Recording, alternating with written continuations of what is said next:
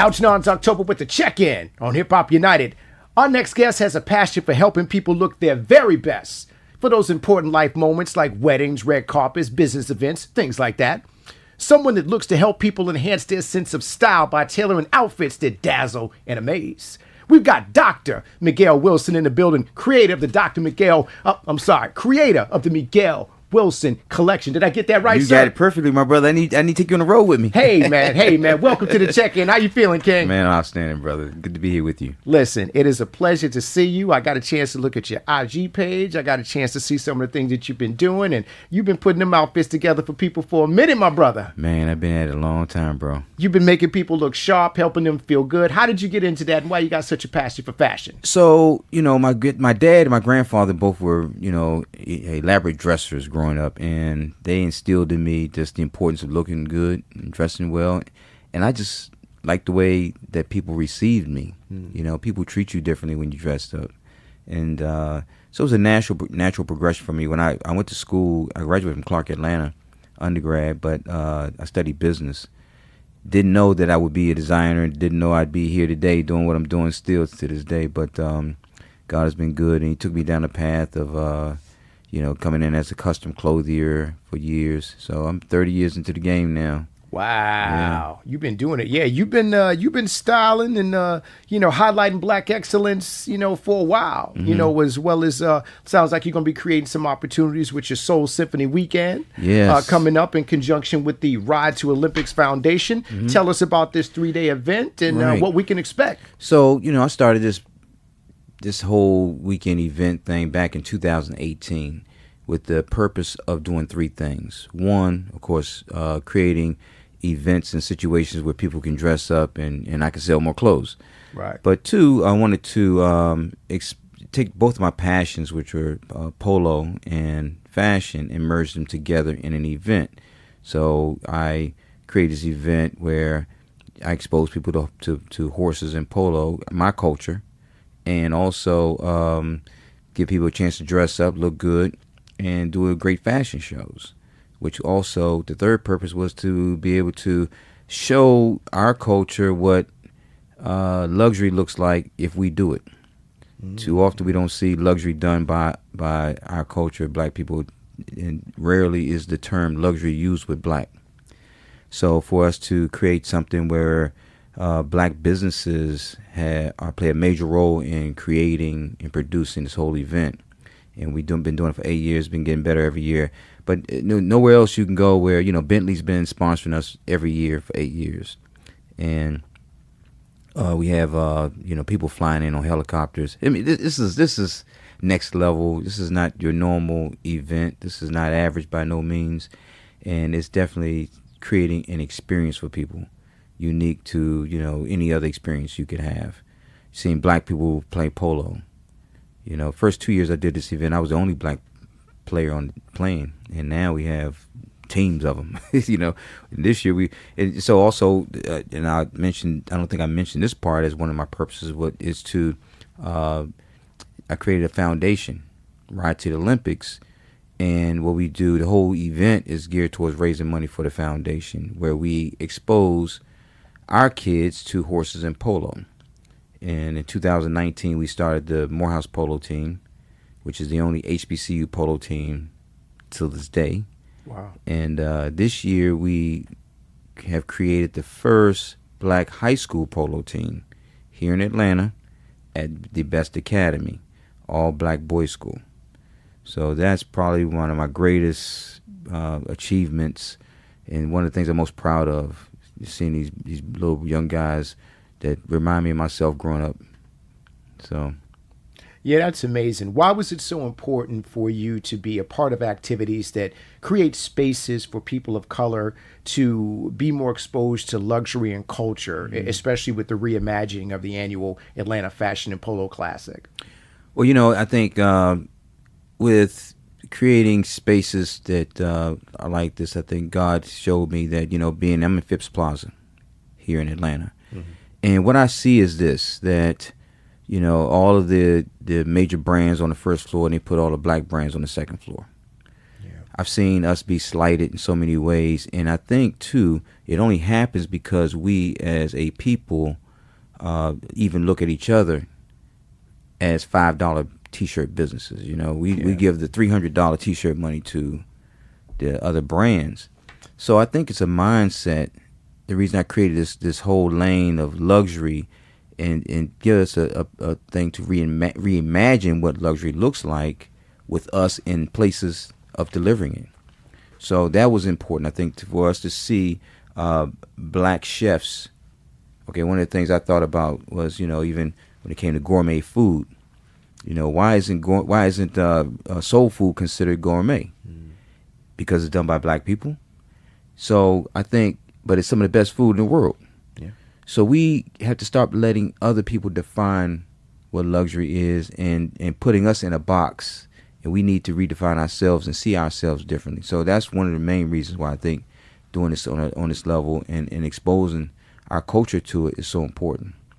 How do you define luxury as someone who has been in this business for 30 years? Luxury is exclusive. Everybody can't have it. It's limited access. It's products or services that have high demand, but limited availability. But also, you know, I had a guy tell me the other day, he said, you know, Miguel, you require all the men to wear white dinner jackets to your event. And he said, that's going to prevent a lot of guys from coming. And I said, well, that's what makes it exclusive. Because for guys that for guys that allow not having a jacket prevent them from experiencing something great, probably aren't the guys that belong at my parties to begin with. So those who understand that I need to be in this room and willing to make the investments to be around the right people and do the right things, that's luxury. That's exclusive. So, you know, when you do things that aren't readily available to everyone, that's exclusivity. And so luxury and exclusivity operate kind of hand in hand. I get it. Totally makes sense. Mm-hmm. Now, how did you become kind of the go-to brand for the red carpets and weddings, and what's some of the challenges you faced as you've carved out your brand? You know, it's crazy, man. I was a designer, and I did clothes for many years for a lot of people, but really hadn't established a name for myself, and people didn't know who I was, although I had done clothes for a lot of, you know, famous people and athletes and, you know, T.D. Jakes on down. And I ran into a lot of issues financially and had to file bankruptcy. So while I was down and I really had an opportunity to relook at my life and see what I wanted to do, because up to that point, really, I always saw fashion as something I was just doing currently, not really committed to it in a way that said, this is my life. Right. So after bankruptcy, I was like, man, let me define who I want to be now. And after really thinking about everything, I decided that I wanted to be a famous fashion designer. That's what I want to be. I want to be known for doing clothes for a lot of great people. And I thought about it. I said, well, how do I do that? And, you know, I looked at the other designers, and what I found is that most of them had something that defined them different from everyone else. Mm-hmm. So when I thought about Calvin Klein, I thought about jeans. When I thought about Ralph Lauren, I thought about the polo. So what can I do to establish a name for myself? Because once you establish a name, then you can go on and do other things such as, you know, paint or home furnishings or whatever, right? Right. So I thought about it, I said, you know, the best businesses are the businesses that solve problems. So what problem is there in fashion? And I found that weddings for men was a problem. Everyone going to get rental tuxedos.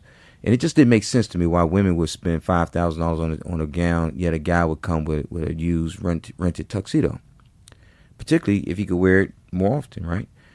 So I created the first wedding collection for men called Miguel Wilson Wedding Collection for Men. And the tagline was, because it's his day too. So it's geared towards offering grooms a beautiful clothing, but also a great wedding experience, because, you know, women go when women go shopping, they generally bring their girlfriends with them, right? And they get champagne, and then they, it's it's an experience. It's something they won't forget. But guys, hey, let me just go get my rental tuxedo down the street. So I changed that by creating what I call the groom's lounge in my stores. So a man getting married can bring his boys, they can get their clothes, they can have, and then we do this thing called roast and toast. So everybody gets a chance to roast and toast the groom. And it is probably one of the greatest ideas I've ever come up with. I think just seeing the response that black men have, in particular to each other, needs to be televised. Okay, no other place that I know of that we get a chance to tell each other what we mean to each other. No other place I know where you see black men telling, man, I'm so proud of you, man, and I know your journey. I know where you come from. I know what you're doing right now. I seen no other place where you see black men taking care of the kids of other men, and talking about how much they love this woman. I think that society has painted us erroneously as, bad guys, and the reality of it is that we're probably the most loving, caring community there is.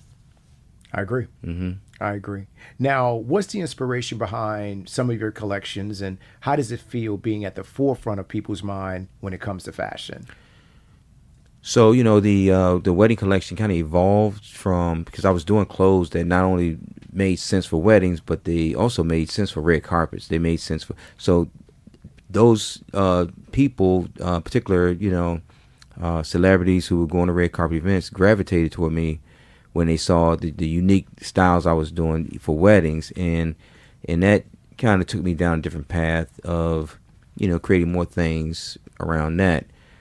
So, I typically look at things and see it differently than most people probably. So, for instance, I created a line of jackets that I would say I was inspired by a picture I saw at a restaurant. It was bullfighters. And I saw these bullfighters. I was like, wow, that's that. I saw something and I created a line of tuxedos that kind of resemble the looks that matadors wore. And that was very successful.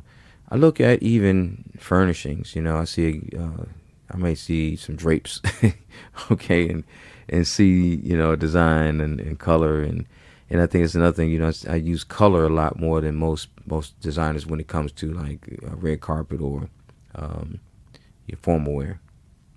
So that separates me as well.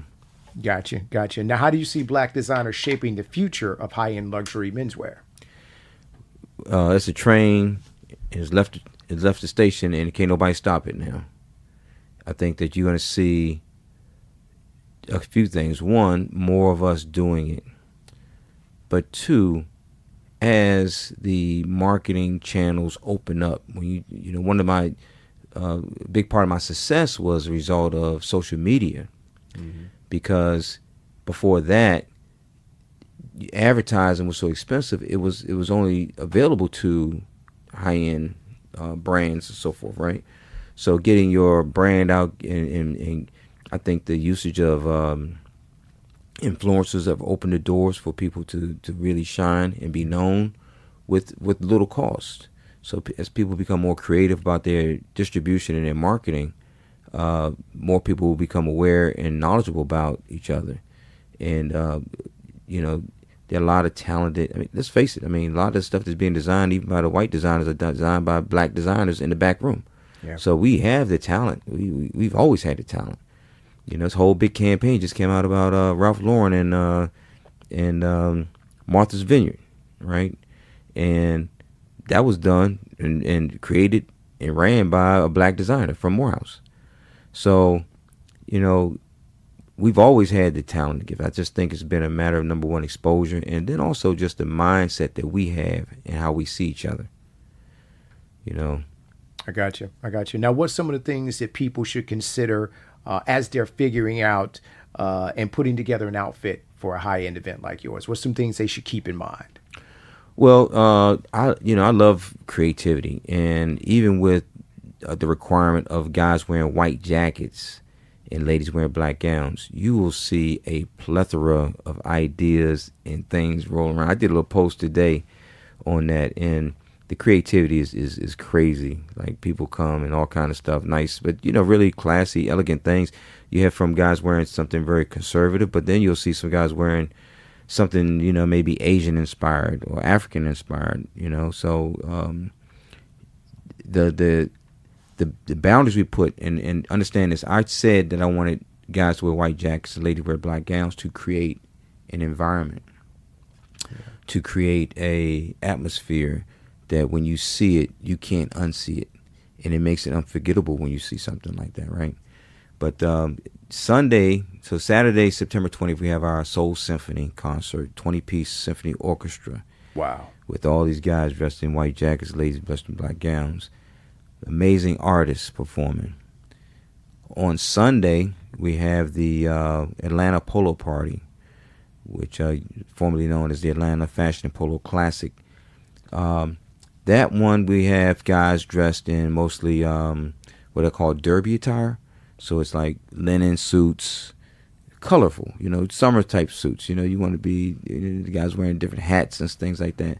But it's a dressy occasion. Anything I do is it's fashion oriented, and people come as if they're in a fashion show. So you definitely want to dress to impress. Gotcha. Now, how do you feel about people who kind of mix, say, a suit or a blazer type situation, but then they might have on some nice sneakers of some sort or whatever like that? Or is that not something that you like or encourage? Fashion to me, I don't like limitations on fashion. I think that people should be able to express themselves through their clothing, because that's what it is. Fashion is a form of communication. Yeah. So it's just like free speech. So if I want to limit what you can wear, I'm limiting your speech. I'm limiting your way of expressing yourself fully. So why would we do that ever? And I think I hear designers say this is the something of the season, or this is what we should be wearing, or how you should be wearing stuff like that. I just think that fashion is something that is within all of us, and whether you like it or not, you're expressing something every day with how you dress. And if you want to wear jeans and a suit and sneakers or whatever, so be it. If that's if that what makes you feel good, because you got to look in the mirror every day. I like that. All right. Now, you've got a name that transcends clothing. How do you want your legacy to be defined within this space? Man, thank you. That's a great question. I wrote a book called Peace Over Everything. And I think bigger than, the fashion, the events are all to serve a purpose, and that's God. I want to be known as someone that was helpful, that made a difference, positive difference in the lives of using the platforms that God has given me to help others. So I realized that at the Soul Symphony, when these designers showcase their things, that they're living their dreams. I know that when those fashion models come out on that stage and they walk across, they're living their dreams. When the orchestra gets up there and that violinist starts playing, or that celloist, they're living their dreams. When that chef cooks the food for everyone and puts his love and heart into it, and everybody eats it and loves it, he's living his dream. I am a conduit of dream makers. I create opportunities for people to live their dreams and do what God talent has given them. So that's how I want to be seen. Fantastic. I love that. Giving people an opportunity to live out their dreams. So you are the orchestrator of fantasies and dreams for people within the marketplace. Man, well, where would we be without dreams, huh? Totally agree. Yeah. Totally agree with you now. Now, who are some people that you have not had a chance to style, and who would you love to work with? So, one person that I would have loved to work with, but the opportunity's come and gone, and that was Nelson Mandela, because he's, to me, the greatest individual probably ever walked this earth, other than Jesus. But Barack Obama. That'd be a nice one there. Hey, that'd be a magnificent collaboration. I'd like to see that.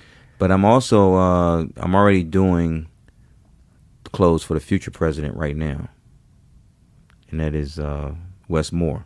Okay. So I make all his suits, And if you don't know it, you heard it here first. He will become president soon.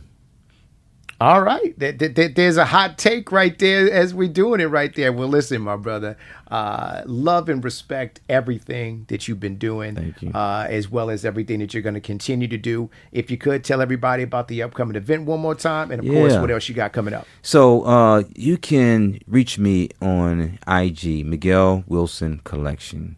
And in the IG page, I have information about my event. We have the Soul Symphony Weekend next weekend, September 19th through the 21st.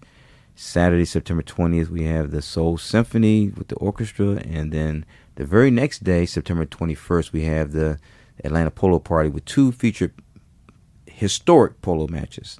We have the Best Academy high school polo team, first black high school polo team in the country, playing their first match that day. Then we have a team coming from the UK. First time ever, probably in Atlanta history, where we have an international team coming here to play against me personally and my friends, the USA.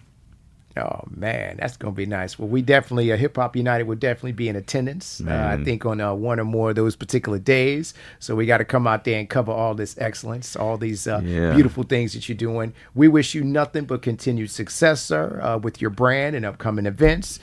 We appreciate the detail and passion that you put into people looking good for the best and finest memories out there. If anything, you've always told us about your socials. Make sure everybody taps in. Make sure you definitely follow up with this man and everything that you are doing. We appreciate everything that you bring to the culture. Dr. Miguel Wilson, you have officially been checked in with Hip Hop United, bro. Algernon, thank you so much, my brother, man. God bless you. I you as well, sir. It's been a pleasure. All right.